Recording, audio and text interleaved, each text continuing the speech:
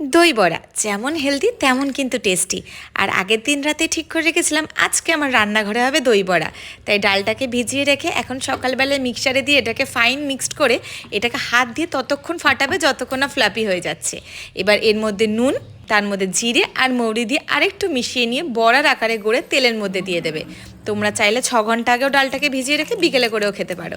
এবার এটা হালকা যখন ভাজা হয়ে আসবে এটাকে আমি তুলে টিস্যু পেপারের মধ্যে দিয়ে দিয়েছি।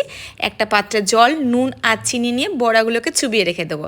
এবার সমস্ত জিনিসটা ঘরে বানানো প্রথমেই বলেছি, তার জন্য একটু গ্রিন চাটনি বানাবো বলে পুদিনা পাতা তুলে এনেছি। আর এইখানে আমি দইটাও আগের দিন রাতে পেতে রেখেছিলাম।